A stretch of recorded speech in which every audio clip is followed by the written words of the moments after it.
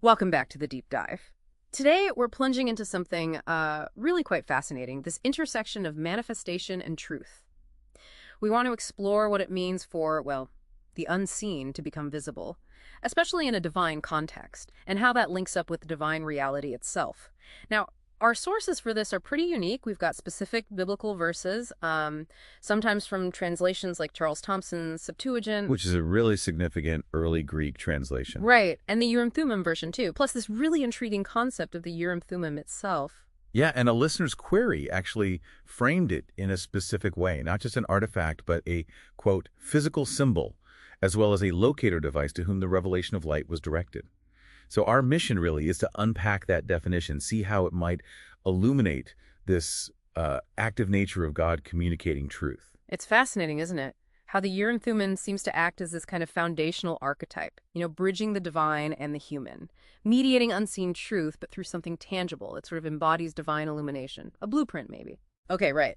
Let's unpack this Urim Thummim then. What do the sources say it is? They mention stone and metal object. Yes, possibly a red-banded agate or chalcedony, something specific. Historically found in the high priest's breastplate. So what did it do? Well, its main job, according to these texts, was verification.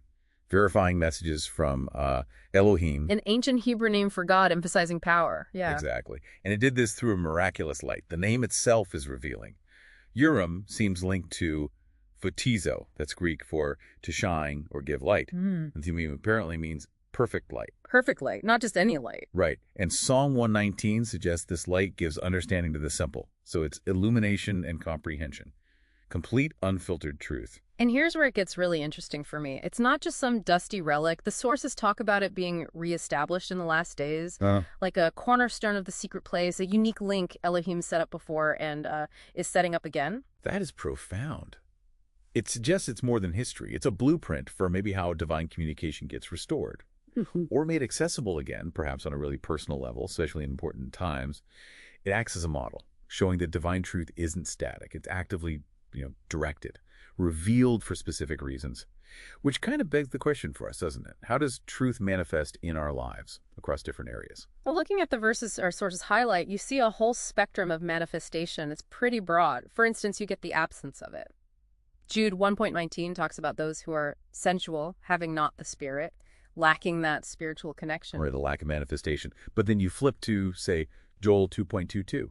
Very tangible things, physical blessings, pastures appearing, trees full of fruit. It shows divine faithfulness, truth made real in creation. And then there's truth showing up in ordered human relationships. Colossians 3.18 mentions wives submitting as is fit in the Lord, suggesting divine principles bring a kind of order to everyday life. And you also see clear prophetic manifestation.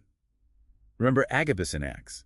He takes Paul's girdle, uses it physically, to act out a future event. A truth yet to happen. Ah, right. A symbolic active demonstration. Exactly. It shows truth being unveiled actively. It even connects to the manifestation of consequences, like in Tekka John urging people to look to yourselves that you lose not the things which you have wrought, but that you receive a full reward, implying actions based on truth or lack thereof have real outcomes. There's also a generational aspect, isn't there? Psalm 145 talks about God's works and power being declared generation to generation, truth passed down. Yes, a historical manifestation.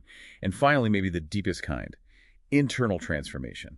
Philippians 2.5 says, "Let this mind be in you, which was also in Christ Jesus." That's a call for truth to manifest inwardly, changing how you think and are. So if we try to tie this all together, what's the takeaway? It seems truth is the bedrock. It's the foundational principle for any genuine manifestation, internal or external. And the sources seem to imply a connection. Stick to truth, positive outcomes. Deviate, and there's loss. It links belief and reality quite directly. Okay. So our deep dive today really shows how tightly woven manifestation and truth are. Absolutely. And that Urim Thummim symbol, it's potent. It really captures how divine truth, this perfect light, isn't just there, it's actively revealed, directed by God. And it's not just some abstract idea, it's dynamic, ongoing, divine truth being given, but it requires a discerning response from us, from humans. Our sources even nodded to the importance of textual fidelity. Right, the UTV translator seeking a more original text. It underscores that understanding truth isn't passive, it's work. Intellectual, spiritual work, continuous. So maybe the thought to leave with you, our listener, is this. If divine truth is actively communicated, actively revealed, sometimes in ways you might not expect, what active steps could you take? How can you get better at discerning truth and recognizing its different manifestations? In your own life, yes, but also in all the information flooding you daily. Something to think about.